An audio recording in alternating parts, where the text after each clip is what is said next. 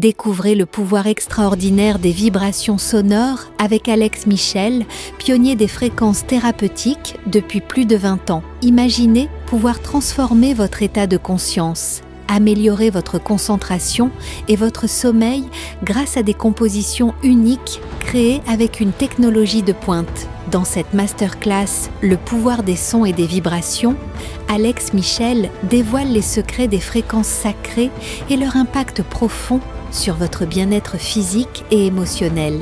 Pour assister à la masterclass, cliquez sur le lien en haut à droite de l'écran ou en description de cette vidéo. J'ai toujours eu une conscience de la mort et on va dire la mort a été ma compagne toute ma vie. Mais c'est pas au sens morbide. Hein. C'est-à-dire que vraiment, j'ai l'impression de... C'est mon amie, je la connais. Une pensée pour votre 27e année? Je suis morte. Je suis morte à 28 ans.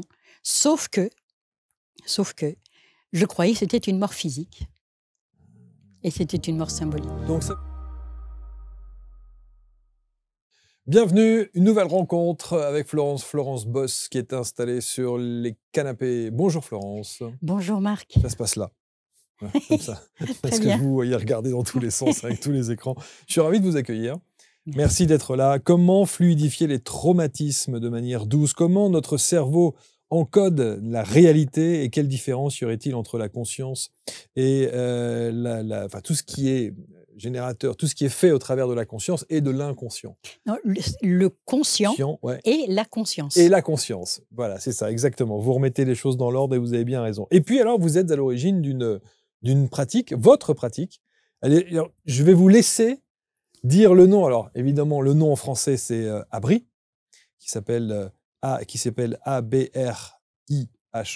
Absolument. Et qui est en fait l'abréviation de Alternative Breathing to Reduce Intensity of High Emotion. Voilà, exactement. En français, respiration alternative pour réduire l'intensité des émotions élevées. Voilà, mais en fait, quelle différence y a-t-il avec, alors on va tout de suite se poser cette question, la cohérence cardiaque? Ah, ça n'a rien à voir.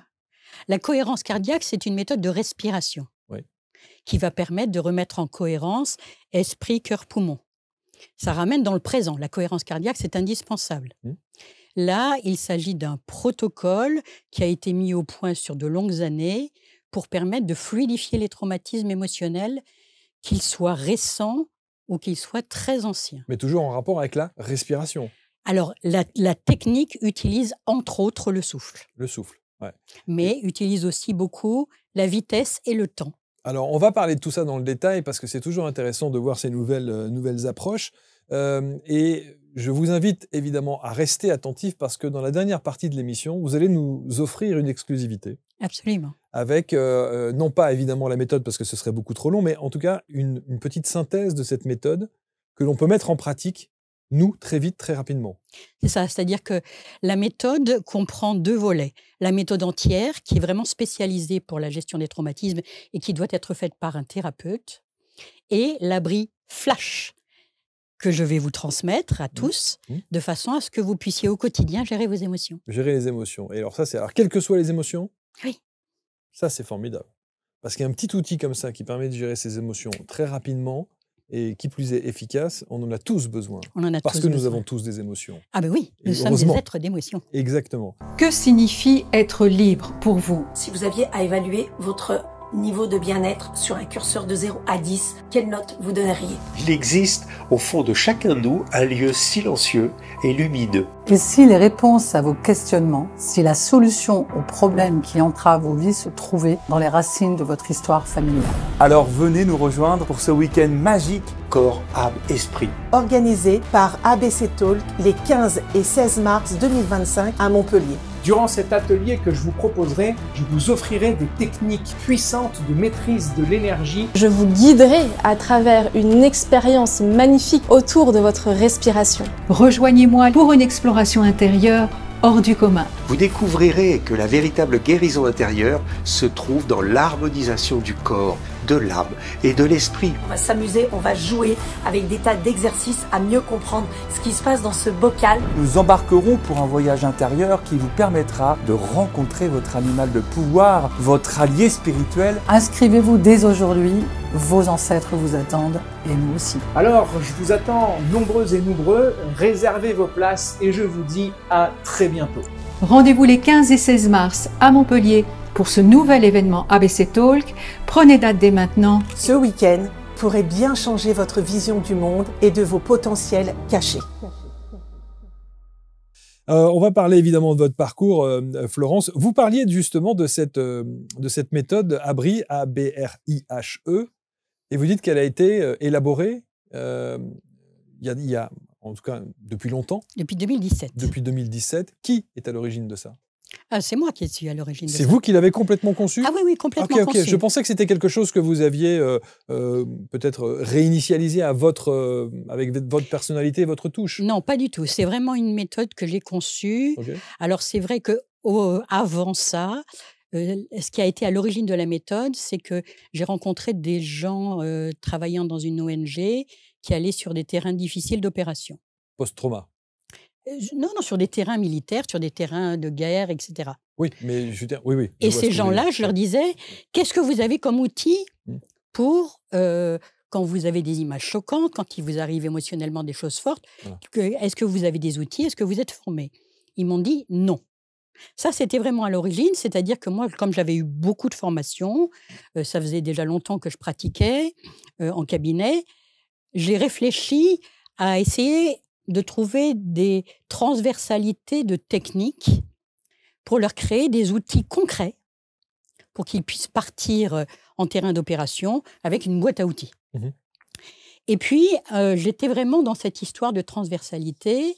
Et puis, à un moment donné, j'étais chez moi et 1 an auparavant, j'avais suivi une formation en Espagne et une énorme colère, mais quelque chose d'incroyable sort.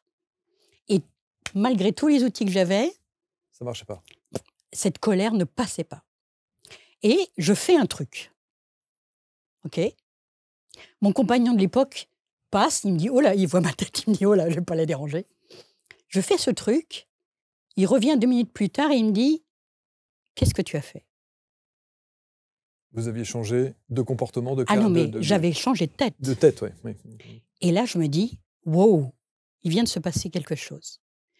Ça m'a interpellée et je me suis dit, bon, ok, alors j'ai fait ça. Donc, du coup, ça, oui, mais c'est pas complet.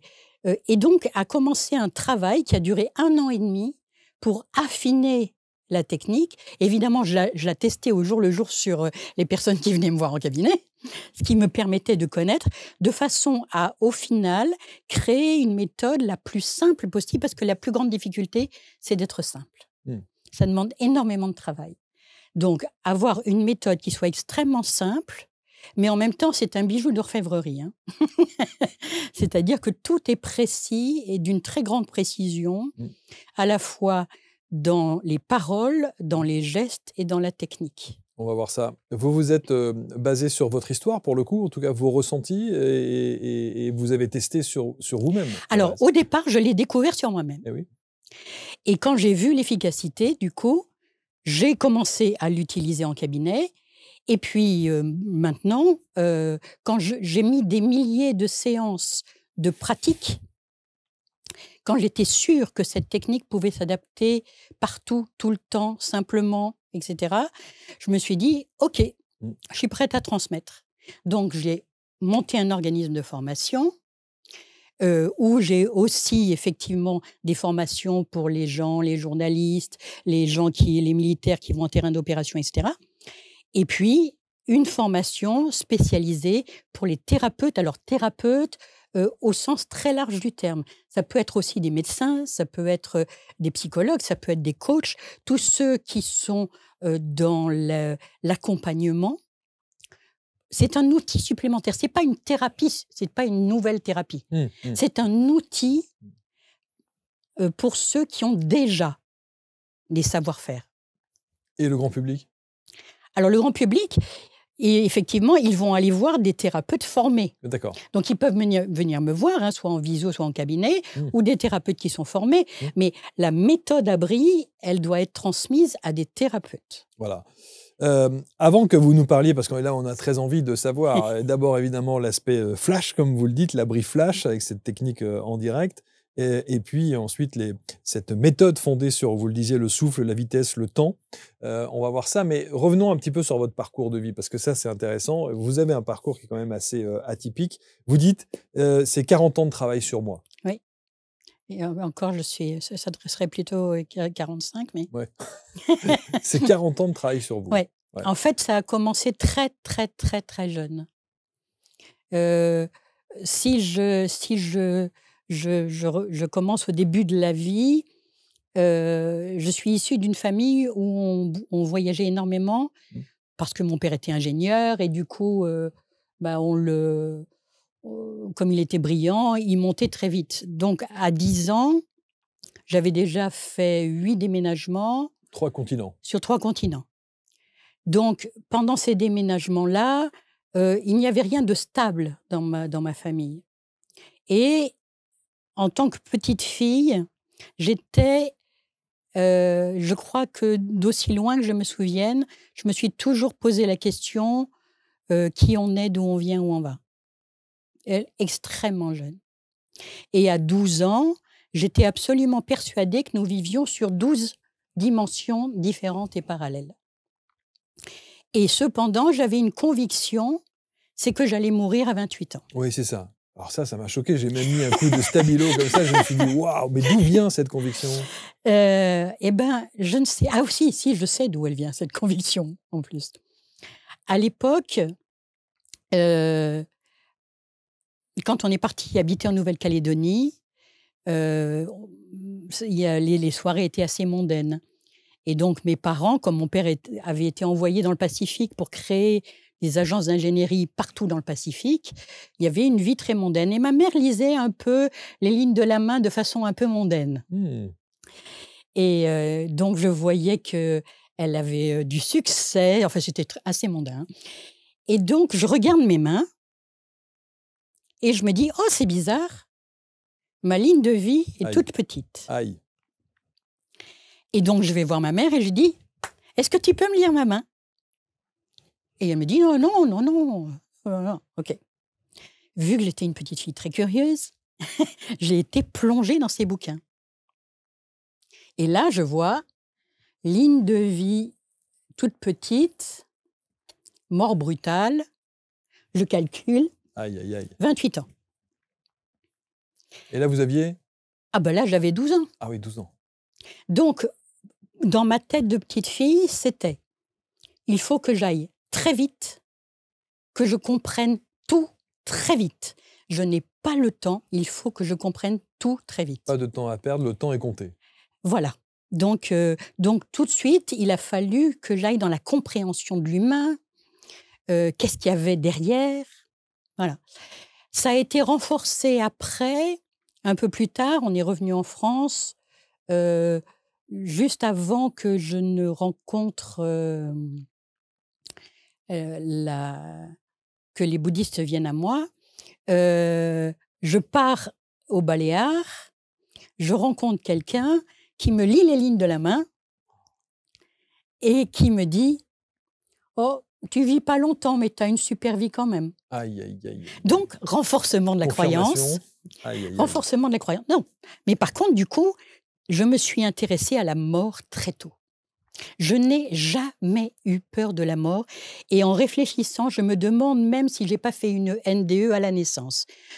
Vraiment, parce que il y a bon, déjà, c'est vrai que je ne respirais pas à la naissance, mais j'ai toujours eu une conscience de la mort et on va dire la mort a été ma compagne toute ma vie. Mais c'est pas au sens morbide, hein. C'est-à-dire que vraiment, j'ai l'impression de c'est mon amie, enfin, je la connais. Une pensée pour votre 27e année? Je suis morte. Je suis morte à 28 ans. Sauf que je croyais que c'était une mort physique. Et c'était une mort symbolique. Donc, ça veut déjà dire une chose, c'est que si vous regardez votre ligne de vie sur votre main et qu'il y a une cassure nette, ça n'est pas nécessairement une mort physique. Alors, attendez, moi, je n'ai pas la science infuse. On est d'accord, on est d'accord. Je n'ai pas du tout la science infuse, sauf que moi, ma ligne de vie, elle s'arrête là, alors que la plupart des gens, elle va là, d'accord ? Donc, elle s'arrête là. Et j'avais une autre ligne à côté. Et effectivement, il n'y avait rien entre. Et au fur et à mesure des années, j'ai toujours regardé mes mains, comment elles évoluaient, parce qu'elles évoluent. Et au fur et à mesure des années, eh bien, il y a un lien qui s'est construit entre les deux lignes et un carré qui est venu protéger. Très étonnant. Très étonnant. Enfin voilà, ça a été déterminant. Bon, ça c'était quand même un marqueur de votre vie spécifique et qui aujourd'hui encore, j'imagine, ça doit se poursuivre en tout cas dans votre, votre cheminement. Alors par rapport à la mort, en tous les cas, vu que j'ai eu cette mort symbolique à 28 ans, je n'avais pas prévu mon avenir au-delà de 28 ans. Ah oui. Eh oui. Donc, comme pendant les premières années, en fait, on crée, alors on va employer un grand mot, du karma, des causes et des conséquences. On va dire que les causes et les conséquences ont amené jusqu'à l'âge à peu près de 40 ans. Et à 40 ans, je n'avais pas prévu que je serais encore en vie. Je n'avais pas prévu. Et là, du coup, je me suis rendu compte que à 40 ans, je savais pleinement qui j'étais. J'avais eu un cheminement très particulier, on pourra en parler si vous voulez.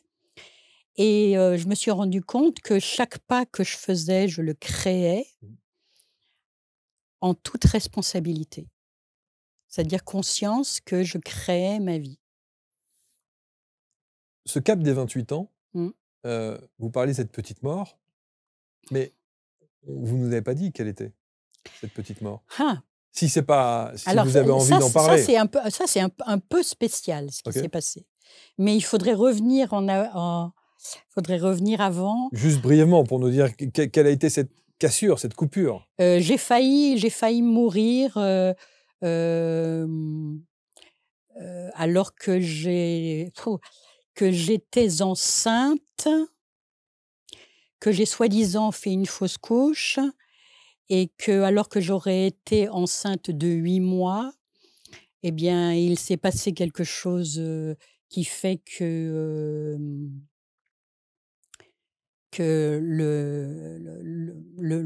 le père de cet enfant-là m'a dit « Allez, on file à l'hôpital ». Et vu le parcours que j'avais avant, j'ai dit « Non, il faut que je le sache, on va jusqu'au bout ». Et j'étais prête à crever puisque... Vous étiez prête à mourir parce que vous aviez cette deadline, comme on dit, quoi, de 28 ans. Donc je me suis dit, on n'a pas fait tout ça pour ça, je vais jusqu'au bout. Et tout se passe bien quand même. Et ça se finit bien, ça se finit bien. Ça a failli se finir mal, mais ça a été un grand chambardement. Mais c'est issu de ce qui s'est passé avant. C'est surtout ça. 40 ans de travail, 45 ans de travail sur vous-même. Et puis, vous l'avez évoqué d'ailleurs, vous dites le bouddhisme vient à vous. Et ça aussi, c'est une part importante de votre vie. Oui. Alors ça, c'est... après mon bac, j'avais commencé des études de médecine. Et puis, il se trouve que je rencontre un monsieur qui avait 10 ans de plus que moi, qui était photographe de mode, barbu, chevelu, et qui, 3 mois après notre rencontre, me dit « Ah, Flo, faut que tu viennes, faut qu'on habite ensemble ». Donc, du coup, je vais voir mon père et je lui dis « Papa, je m'en vais ». Il voit le monsieur, mon père très ingénieur, hein. Et il me dit ok, si tu pars de la maison, c'est que tu es indépendante, j'ai rien à dire. Maintenant, si tu pars avec cet homme, tu n'es plus ma fille. Ouf. Donc, je suis partie. Et oui, on ne demande pas à une gamine de choisir entre son père et sa vie future. Enfin, ça dépend. Enfin, pour moi, c'est clair. Donc, je suis partie.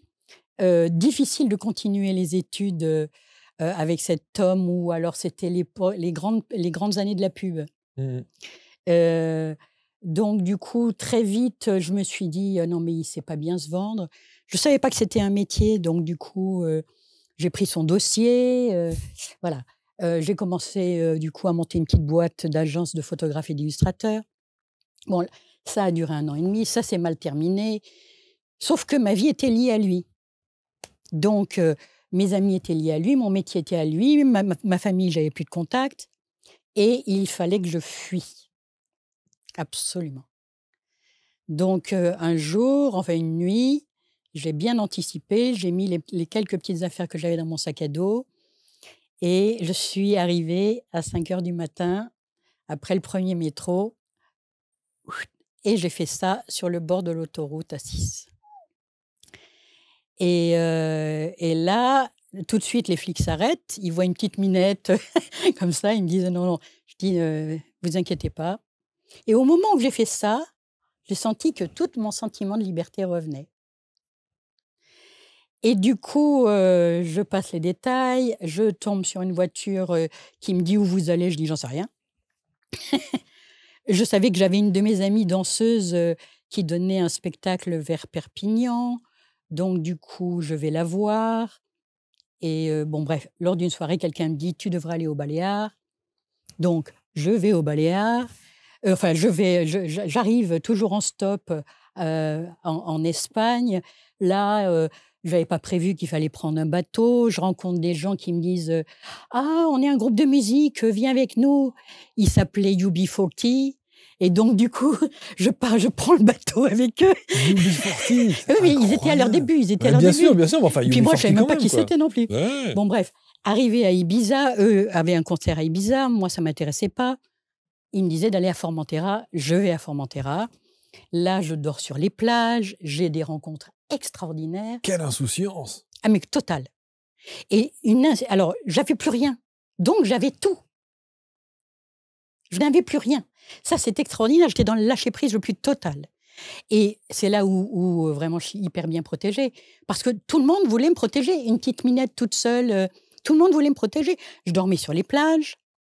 Et je me souviens très bien que j'ai senti ici une énergie, mais un truc de folie.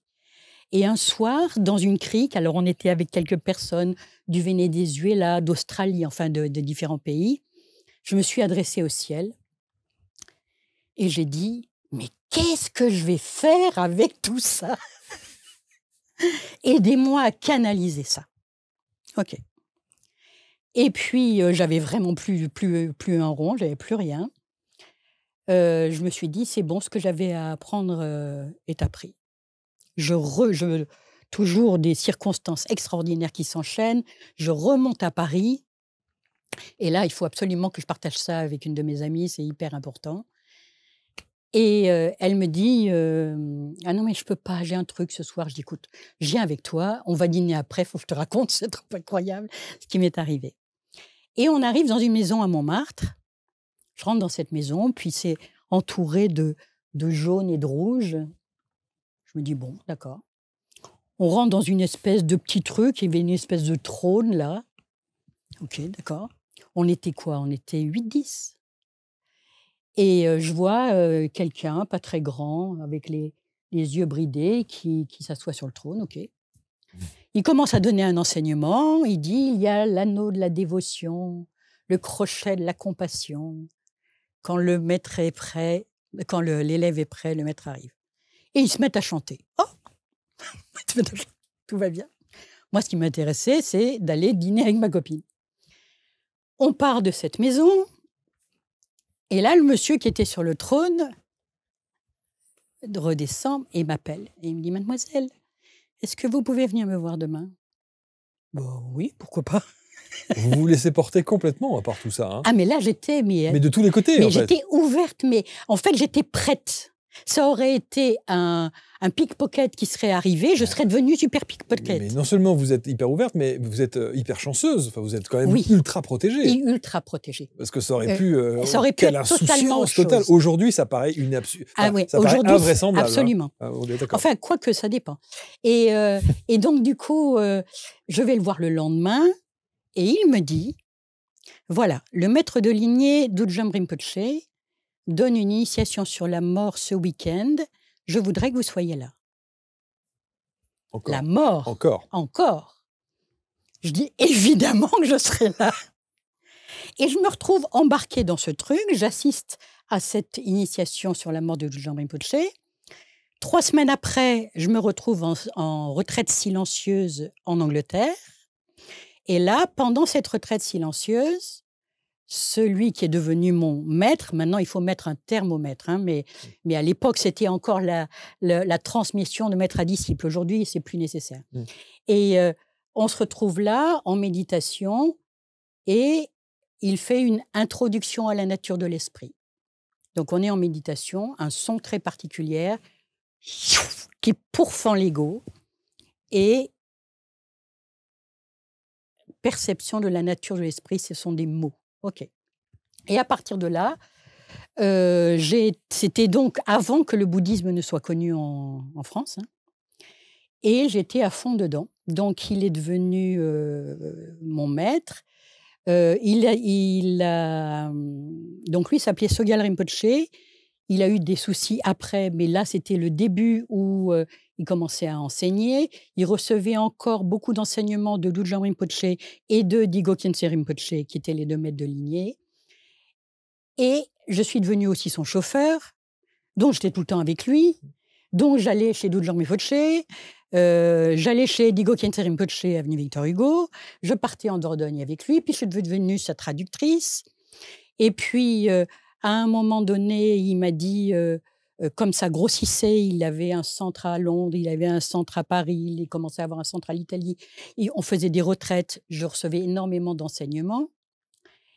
Et à un moment donné, il m'a dit, voilà, il y a les maîtres de plus en plus qui viennent en France. On change de centre, donc la maison à Montmartre, est-ce que tu veux bien y habiter? Et puis comme ça, tu reçois les maîtres qui... Incroyable, alors que vous n'avez rien. Non, mais c'est incroyable. Alors ça, c'est l'aspect intérieur, comment ça s'est passé. Mais parallèlement à ça, une fois que je suis partie, il fallait quand même bien que j'arrive à vivre. Donc, d'abord, j'ai été bookeuse dans 2 agences de mannequins. Ensuite, je suis devenue... ensuite, je me suis dit, ah, mais ce que tu as fait en tant qu'agent de photographe illustrateur, c'est un métier. Donc, en fait, ça s'apprend. Donc, je suis devenue assistante d'un agent de photographie illustrateur qui était assez connu à l'époque sur Paris. Donc, il y avait à la fois ce côté très in, le palace, le bain-douche, la pub des années 80. Et en même temps, je faisais 3 à 5 retraites par an où je recevais donc notamment un maître qui s'appelait Ayang Rinpoche. Lui, il avait passé, je crois, 20 ans en retraite et sa pratique, c'était le powa. Le powa, c'est une pratique qui se pratique à certains moments particuliers où on fait remonter sa conscience le long de sa colonne vertébrale jusqu'à la fontanelle et on lui fait faire des petites bulles. Cette pratique ne sert qu'à une seule chose, l'éjection de la conscience au moment de la mort. Incroyable. Et donc, je reçois, mais j'étais d'une naïveté. Mais totale. C'était hallucinant. Total. C'est-à-dire qu'on me dit, Ayang Rinpoche arrive. Et on me dit, c'est le maître de la mort. Moi, je me dis, waouh. Et donc, je rentre pour aller vers cette maison à Montmartre. Et juste avant que j'arrive, juste devant, je vois un pigeon. La prochaine personne qui y passait l'écrasait. Et moi, dans ma naïveté totale, je me dis, le maître de la mort. Je prends le pigeon. Je prends le pigeon et j'arrive devant Ayang Rinpoche avec le pigeon. Et je dis, bonjour, tiens, le cadeau. Il me regarde bizarrement. Il prend le pigeon. 2 heures plus tard, il m'appelle et il me demande de mettre le pigeon dans le temple. Le pigeon était mort. Et quand je le prends, je vois 3 petites gouttes de sang au niveau de la fontanelle. Et là, je me dis, d'accord. Et j'ai une connexion avec ce maître juste incroyable. Donc, il nous enseigne le powa. Puis après, il va à Londres pour transmettre le powa. Je le suis à Londres. Et là, il était tellement lumineux. Je l'ai baigné dans sa lumière. Piège. Parce que quand on a des êtres comme ça qui sont incroyablement lumineux, quand on baigne, alors certains sont trop près, peuvent se brûler, hein, mais si on est à la bonne distance, moi à un moment donné, j'ai cru que sa lumière était la mienne. Et c'était juste incroyable, c'est-à-dire que j'ai eu des réalisations à la fois à travers ce qui s'est passé chez les bouddhistes et ensuite ce qui s'est passé après, ou pour vous donner un des exemples de réalisations que j'ai eues, je travaillais à Châtelet, j'arrive au hall, et là, d'un seul coup, ma vision change, tout change,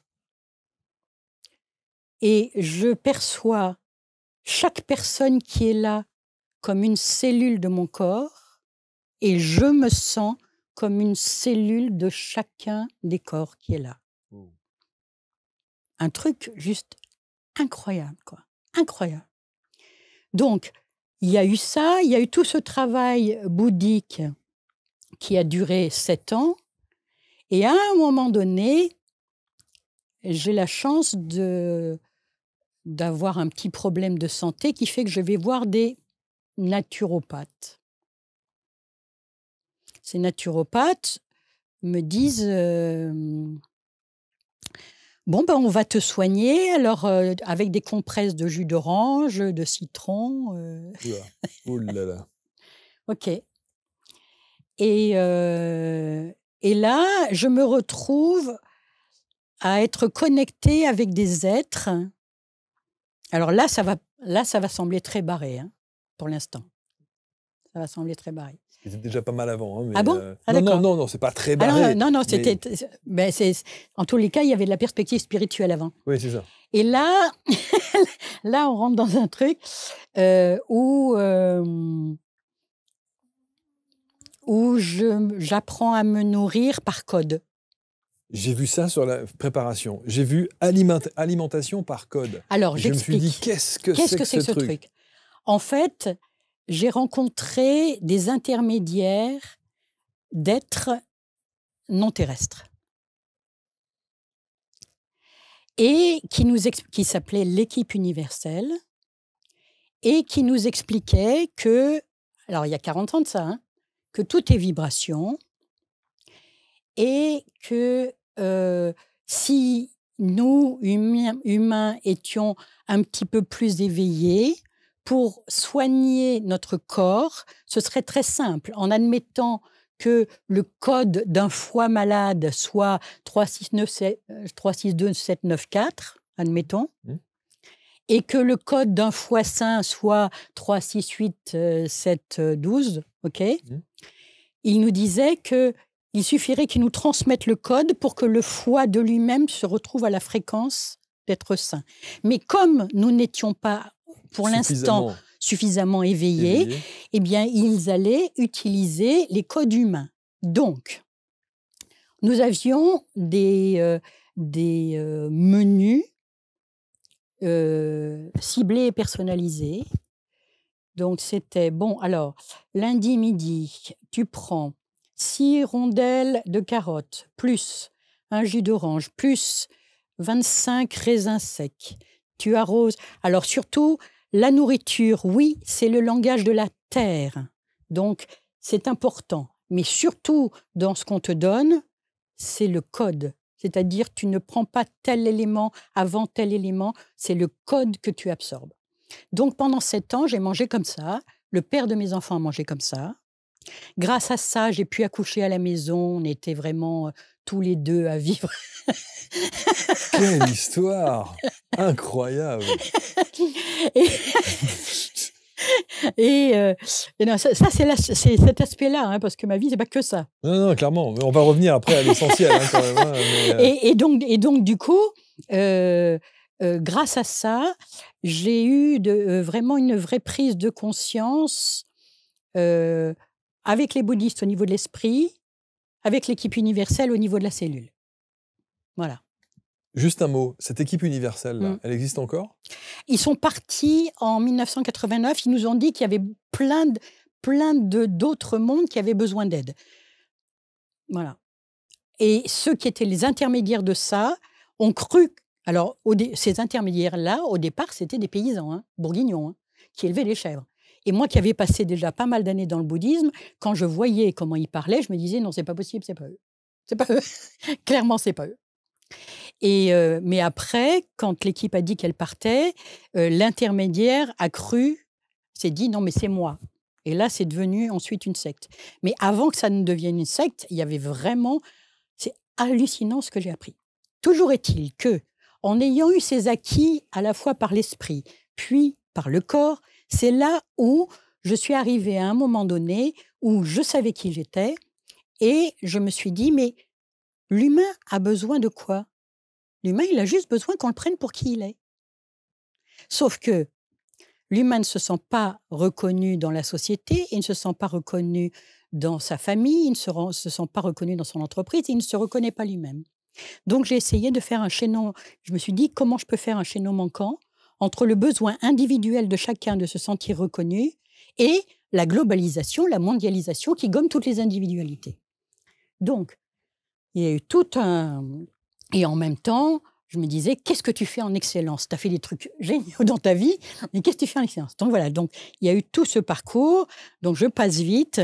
J'ai créé une société de production, de préservation de savoir et de transmission des connaissances. Donc, je proposais des contenus audio et vidéo au tout début d'Internet, à l'époque où les ordinateurs n'avaient pas encore de haut-parleurs. Et je disais, mais l'Internet de demain, il est multilingue, il est audio et vidéo. Et on me disait, mais quel intérêt? Incroyable. Ben voilà. Bon, bref, toujours est-il qu'il y a eu, à partir de là, je suis rentrée dans le monde de l'entreprise et je me suis rendu compte que tous mes acquis, dans le monde concret, ne pouvaient pas être utilisés. Donc, j'ai mis un voile sur tous mes acquis parce que tout ça, c'était acquis. Par contre, je pars du principe qu'en fait, il y a deux sortes de courants. Il y a les gens qui vont aller de la matière vers la lumière et il y a des gens qui vont aller de la lumière vers la matière. Tout ça revient au même. Mais moi, c'est plutôt ramener les choses au concret. Voilà. Donc, créer l'entreprise, créer un nouveau concept, des nouveaux outils, etc. C'est ce qui m'a mis dedans, complètement. Et puis, voilà, ça s'est arrêté parce que d'une part, il y a eu les problèmes financiers, puis mon client principal, c'était les laboratoires Servier, il y a eu l'affaire du Mediator. Enfin bon, ouais. Et donc, vous fréquentez que des gens extrêmement fréquentables, ou entre ceux qui terminent dans des sectes, entre un laboratoire qui a... Ah, le laboratoire, c'est fabuleux. J'ai interviewé les chercheurs. J'étais pas du tout du côté commercial du laboratoire. J'ai interviewé des chercheurs. Oui, enfin, comment ils travaillent sur les molécules. C'était passionnant. C'était passionnant, enfin... passionnant. Ce nom reste quand même dramatique. Il reste associé au Mediator. Dramatique. Mais il n'y a pas que ça. Il n'y a pas que ça, mais on retiendra ça. Voilà. Voilà, le grand public retiendra ça. Mais en tous les cas, moi, j'avais contact avec les chercheurs et les chercheurs sont des gens magnifiques. Magnifiques. Alors, incroyable, ce parcours de vie, il est juste... c'est vraiment un petit résumé, oui. Oui, c'est un petit résumé, j'imagine. Effectivement, quand on entend ça, on se dit c'est quand même... c'est un parcours de vie extrêmement riche, avec une très grande naïveté, et en même temps, une protection incroyable. C'est-à-dire que vous avez eu une chance inouïe quand même. Oui. Vous arrivez absolument à vous balader un petit peu partout en France et en Europe, avec des gens que vous connaissez sur l'instant, qui vous disent, viens, on t'embarque avec moi, avec nous, et tout se passe bien. Tout se passe bien. Bon. Tout s'est toujours bien passé, je n'ai jamais eu un seul problème. Mais je crois que ça dépend comment on est aligné avec soi. Donc vous l'étiez? Probablement. Puisqu'il ne... Voilà, probablement. Oui, effectivement. Et pareil, au niveau santé, j'ai jamais rien eu. Mais je pense qu'on est... on a... Vous voyez, juste pour vous dire, quand je suis morte, entre guillemets, à 28 ans, les croyances extérieures, grâce à l'équipe universelle, les croyances extérieures ont été enlevées. Ensuite, les croyances intérieures sur soi ont été enlevées. Et ça prend des années. Alors, je veux bien, et pourtant je suis quelqu'un de rapide, hein, mais ça prend des années avant de se désintoxiquer de nos croyances, de la façon dont on s'est construit, etc. Et quand tout ça a été enlevé, on m'a mis dans un shaker.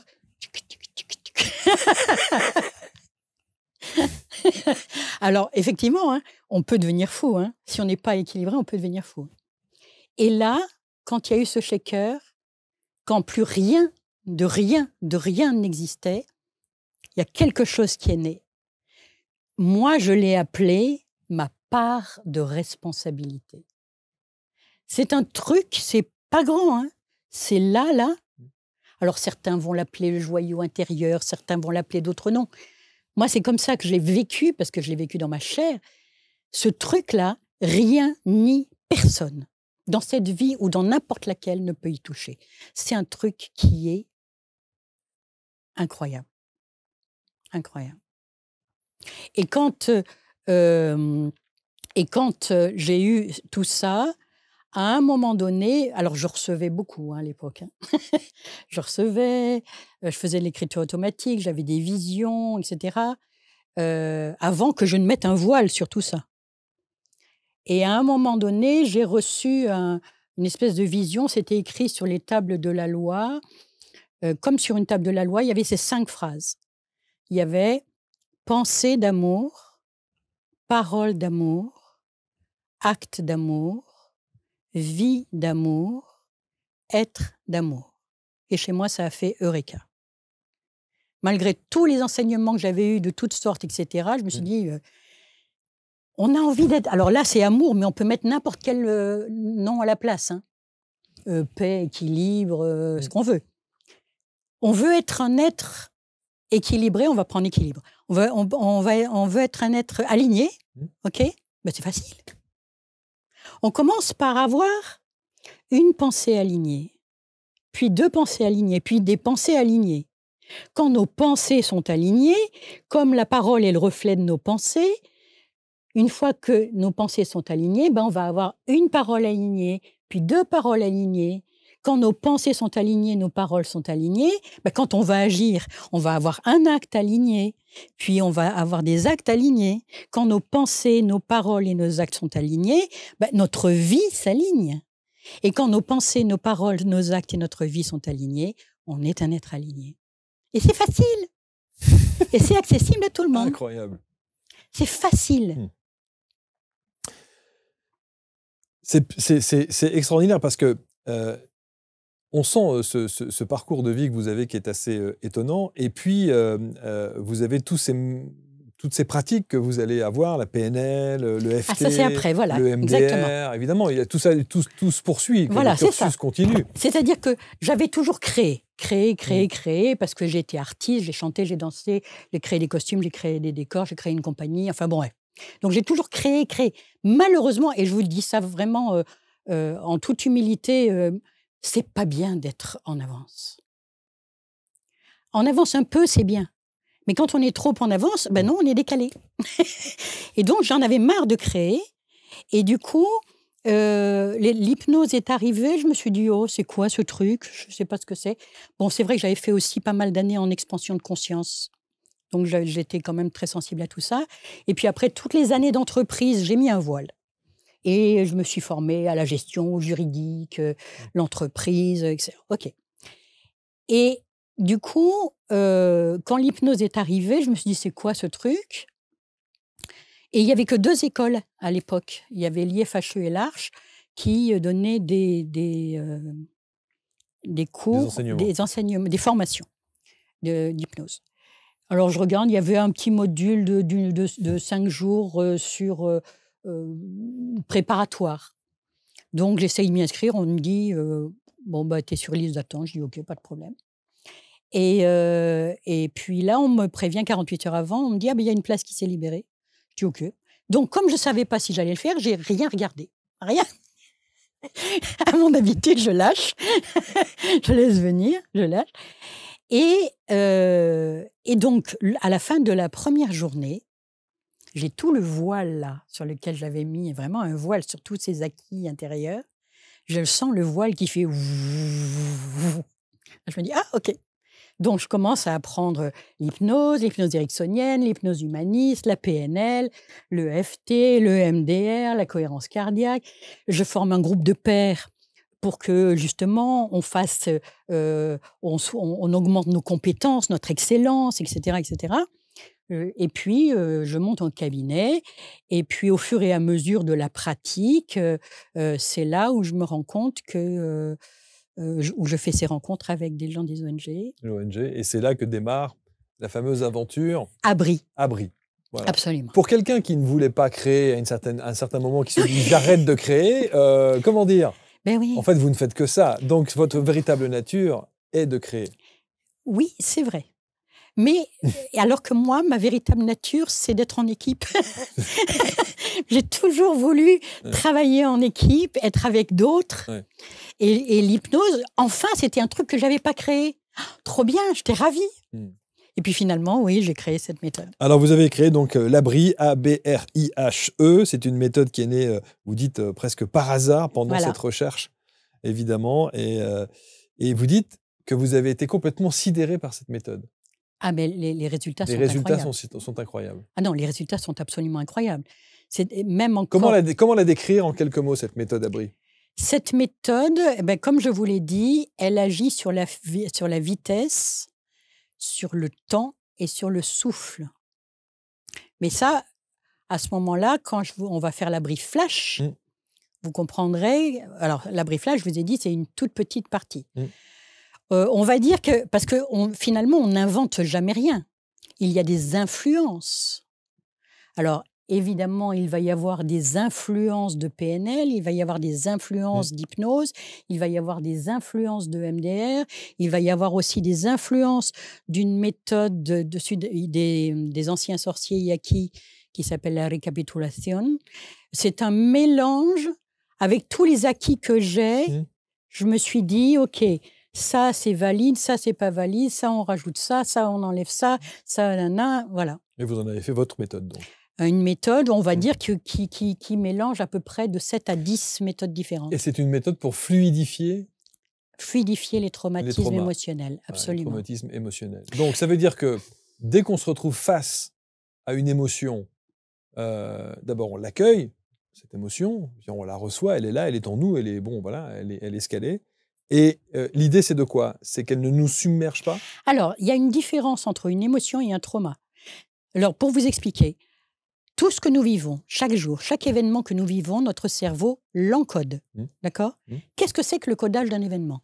C'est ce que nos 5 sens perçoivent, nos yeux, nos oreilles, notre nez, notre bouche et ce qu'on touche, mais également qui vont générer, dans un cas particulier, des émotions. Ces émotions vont se transformer en sentiments, puisqu'il y a l'aspect psychologique, qui vont générer des sensations, et tout ça va générer une croyance. Dès qu'on vit quelque chose, notre cerveau encode tout ça. La plupart des choses que nous vivons à longueur de journée, notre cerveau va le digérer. Quand? Comment? Pendant qu'on dort. C'est-à-dire que, qu'est-ce que c'est qui dort? C'est notre partie consciente qui dort. Cette partie consciente, elle gère 3 à 9 informations secondes, alors que notre inconscient, c'est 2000 informations secondes. Donc, pendant qu'on dort, la partie consciente, elle dort, et enfin, l'autre partie de notre cerveau peut aller prendre ces informations archicodées et les faire passer dans une autre partie du cerveau. D'accord? Quand il y a un trauma, ce codage se met en court-circuit. Et donc, quand la nuit, le cerveau veut digérer ces informations, c'est un peu comme si un message d'erreur sortait, information non ordinaire. Il laisse de côté. La nuit suivante, il fait passer ce qui s'est passé dans la journée, information non ordinaire. Et ça peut durer des jours, des semaines, des mois, des années, voire une vie. C'est ce qu'on appelle aussi le stress post-traumatique, avec des cauchemars, des choses récurrentes, et puis énormément d'effets secondaires qui peuvent arriver d'un stress, d'un trauma. OK. Il y a 2 techniques vraiment très efficaces pour la fluidification des traumatismes. Le MDR, parce qu'avant, je ne jurais que par le MDR, et l'Abri. Les modes opératoires sont très différents. En EMDR, le patient, le client, est passif, c'est-à-dire que le thérapeute va faire soit des stimulations alternatives oculaires ou auditives ou kinesthésiques. Il faut faire plonger la personne dans le trauma. Et la personne doit être associée. Et en fait, souvent, après des séances de MDR, il peut y avoir des remontées émotionnelles. La méthode abri, le patient, le client est actif. Donc, il n'y a aucune remontée émotionnelle. L'efficacité se fait dans 98% des cas en une séance. Et là, bon, alors j'ai plein de témoignages vidéo, j'ai plein de témoignages parce que les résultats sont incroyables. Sur les traumas, hein, vous parlez. Hein. Sur les traumas. Pas sur les émotions. Ah si, mais les émotions, une émotion, c'est gérable. Bien sûr. Moi, je parle vraiment des traumatismes qui sont handicapants pour les personnes. Quelqu'un qui a subi une agression, quelqu'un qui a eu un deuil violent, qui a eu un accident. Voilà, ça, c'est mon quotidien. Je reçois des gens quotidiennement. En une séance, vous pouvez régler ça? Dans 95% des cas. En général, je ne dis jamais... Alors, en une séance, c'est en une séance d'abri. Mais avant de faire l'abri, d'abord, j'ai besoin de savoir comment la personne est construite. Bien sûr, il y a un échange. D'abord, je fais baisser le stress et l'anxiété parce que ça augmente tout de 30%. Et après, dès qu'on commence la séance d'abri, dans 95-98% des cas, ça se passe en une séance. Et donc, du coup, j'ai beaucoup, c'est mon quotidien. Donc, j'ai énormément d'expérience là-dessus. Et je suis bluffée à chaque fois de voir comment le cerveau de chacun, comme la personne est active, comment le cerveau de chacun arrive à trouver des ressources. C'est hallucinant. Donc, ce que vous allez nous présenter là, c'est un mini-abri. C'est l'abri flash. Voilà. C'est-à-dire une partie. C'est une partie de la technique. D'accord. Et qui permet donc de gérer... De gérer les émotions au quotidien. Les émotions pour le coup. OK. Donc, ça veut dire que si je me sens envahi par une émotion de colère Alors justement, c'est ce qu'on va faire. J'aimerais que vous trouviez une émotion. Oui, je voulais vous la dire. De la colère. De la colère. OK. Cette émotion de colère, cette colère, vous la ressentez où à l'intérieur de votre corps? Dans l'estomac. OK, très bien. Vous êtes droitier ou vous êtes gaucher? Droitier. OK. On va imaginer une ligne du temps horizontale, d'accord? Passé, présent, avenir, en sachant que le présent est là. Votre passé, vous le mettez sur votre gauche ou vous le mettez sur votre droite? Mon passé, je le mets à gauche. OK, très bien. Ce qui est le cas de beaucoup de gens, mais pas de tous. Ça, c'est extrêmement important. Si tous ceux qui vont faire la méthode abri après, il faudra bien vérifier à ne pas se tromper de sens, sinon on va augmenter. C'est pas le but. Autre réserve, vous ne ferez l'abri flash que si vous n'avez aucun problème de cervical. D'accord?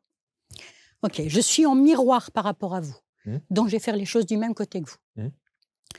Après mes explications, vous tournerez votre tête sur votre gauche. Là, vous allez vous connecter sur les sensations que vous avez dans l'estomac. OK? Une fois que vous êtes connecté à vos sensations, vous allez prendre une respiration par le nez. Vous bloquez votre respiration. Vous tournez rapidement votre tête à droite. Ne le faites pas maintenant. Okay. Vous tournez rapidement votre tête à droite et vous soufflez par la bouche. Okay. Bloquez. Tournez rapidement la tête à gauche, inspirez par le nez. Bloquez. Tournez rapidement la tête à droite, soufflez par la bouche. Bloquez, etc.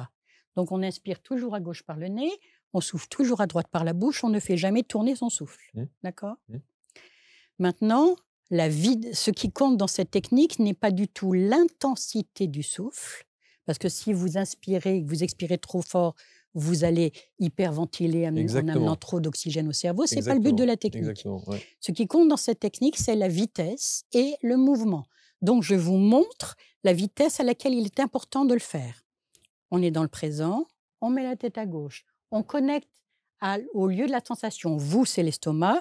Pour d'autres personnes, ça va être une autre partie du corps. Vous vous connectez à la sensation que vous avez. On oublie le mental, ça ne touche pas le mental. D'accord? Ça joue directement sur les connexions. Vous connectez. Dès que vous êtes connecté, à cette vitesse-là. Ah oui. D'accord? Les yeux fermés? C'est mieux, mais vous pouvez aussi faire les yeux ouverts. Je pourrais pas. Bon, comme vous voulez. Ok. Donc, vous le faites 7 fois. Vous ne comptez pas, je vais compter pour vous. Ah, vous voulez que je le fasse là maintenant? Non, non, non, je vous donne toute la technique de l'abri flash. Ok. Quand je vous dirai « OK », vous revenez tête droite. Tout de suite, vous laissez votre corps prendre une grande inspiration par le nez. Sur l'expiration, vous allez souffler par la bouche, mais en mettant peu d'air, comme si vous souffliez dans une paille. Et en même temps, vous allez prononcer le son doux, mais en émettant un son le plus grave possible pour qu'il vienne du ventre. Je vous montre. Doux.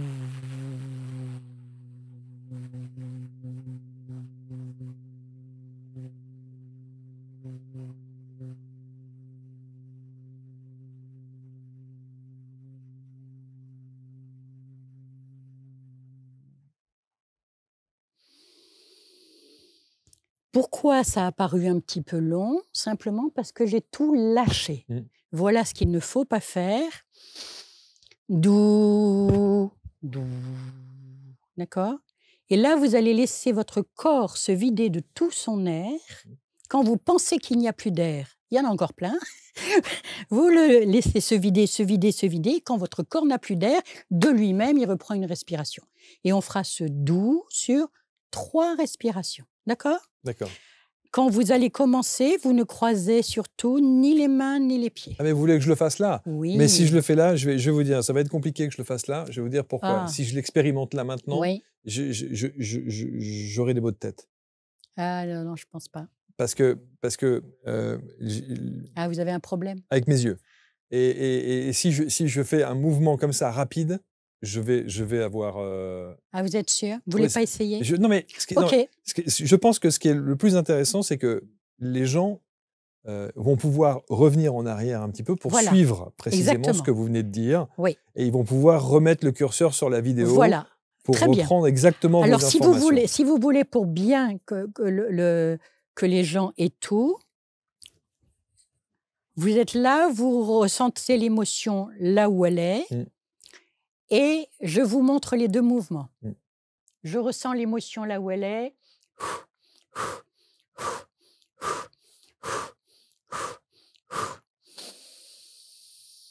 Doux. Et ça 3 fois. D'accord?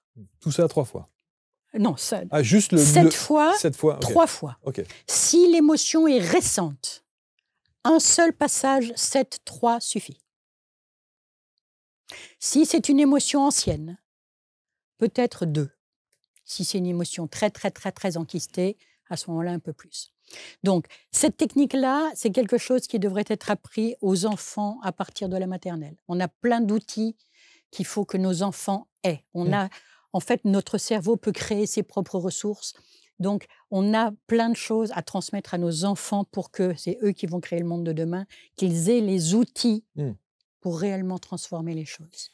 Alors ça, c'est une technique. Encore une fois, je vous invite évidemment à expérimenter, à faire ça de votre côté. Oui, je vous invite vraiment à expérimenter. Et à refaire la et surtout, vous voyez, c'est simple, c'est très simple, mais il faut vraiment pas se tromper. C'est vraiment, on inspire par le nez à gauche, on souffle par la droite. Si vous voyez que quand vous faites ça, votre émotion augmente, c'est qu'il faut changer de sens. À ce moment-là, vous inspirez par la droite et vous soufflez par la gauche. Voilà, c'est ça. Ce que j'allais dire, c'est que là, on a pris la problématique, en l'occurrence la mienne. C'est-à-dire, quand vous m'avez demandé de localiser, je vous ai dit l'estomac. Droite-gauche, c'est surtout le temps. Voilà, c'est surtout ça, d'accord. C'est surtout le temps, parce qu'on ne code pas le temps de la même façon quand on est droitier ou gaucher. Et même dans les gauchers, moi je suis gauchère, mais même dans les gauchers, tout le monde n'est pas inversé. Donc ça, c'est vraiment à prendre en compte. Mais c'est simple. On simplifie, on rentre dans la complexité pour la méthode abri, mais pour la méthode l'abri flash, c'est simple. On connecte à ce qu'on ressent, on fait gauche-droite 7 fois, doux 3 fois, on vérifie. Si ça augmente, on change de sens, mais sinon, tout de suite, on sentira. Il faut rester juste connecté à ces sensations. Bon, si vous voyez quelqu'un dans le bus, dans le train ou dans l'avion faire la méthode de l'abri, voilà. Et même, soyez pas étonnés. Hein. Et même, vous voyez, par exemple, c'est ce que je dis à certaines personnes pour l'abri flash. L'abri flash, dans la famille, vous vous entendez pas avec vos parents, votre conjoint, etc., au lieu de monter dans les tours, vous vous mettez dans un coin, même aux toilettes, on s'en fout. C'est rapide, c'est facile. L'idée, c'est l'émotion arrive, on ne fait pas comme si elle n'existait pas, parce que ça, il n'y a rien de pire que tout. On la fluidifie. Et c'est vraiment le mot le plus adéquat, c'est on la fluidifie. Étonnant. Étonnant, inspirant. À tester, vraiment. À tester. Oui, non, oui, mais oui, vraiment, oui. je suis complètement d'accord avec vous. C'est très important. Vous formez? Oui, alors justement, je forme des thérapeutes qui ont déjà... je ne forme pas des thérapeutes débutants. Je forme des thérapeutes, quand je dis pas débutants, c'est-à-dire pas ceux qui sortent de l'école. Parce que quand on sort de l'école, on a surtout besoin de pratiquer ce qu'on vient d'apprendre. Il faut expérimenter un petit peu avant de... Mais quand on a un peu une pratique, quels que soient les types de pratiques, vous voyez, par exemple, j'ai des amis, des confrères qui ne juraient que par le EMDR aussi. Et puis, à force, alors maintenant, heureusement, EMDR France a mis des objets pour plus, parce que moi, j'ai des copines, elles se sont fait des tendinites à force de... Ah oui. Oui. Et puis, la méthode ABRI, en entier, elle, pour les traumas, c'est aussi confortable pour le thérapeute, puisque c'est le client ou le patient qui travaille. Et le cadre est super important, mais c'est plus confortable pour le praticien. En tout cas, la méthode ABRI pour les traumas, la méthode ABRI Flash pour les émotions. Oui. Voilà. N'importe où, n'importe quand, n'importe quel moment, dès qu'on en ressent le besoin et l'envie. Absolument, absolument. Voilà. Vous avez écrit d'ailleurs sur la méthode ABRI. Alors, je suis en train, parce que ça fait longtemps qu'on me le demande, je suis en train d'écrire un bouquin sur la méthode ABRI. Moi, je suis plus une femme de parole, mais il faut bien écrire. Donc, je suis en train d'écrire ça. Je suis en train d'écrire un autre bouquin qui s'appelle « Le voyage de la transformation consciente », qui reprend pensée, parole, acte, vie, être. Donc, j'écris un bouquin là-dessus. Là-dessus, je fais aussi des podcasts. Vous avez votre chaîne YouTube? Oui. Et du coup, je prépare des ateliers. Alors là, ça sera tous les jeudis, de 20h à 22h. En petit groupe? Non, ouvert. Hein.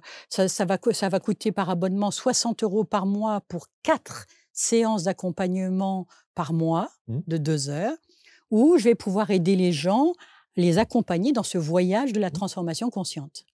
Et puis la chaîne YouTube, où là, maintenant, j'ai mis en ligne des séances d'hypnose gratuites et des méditations gratuites.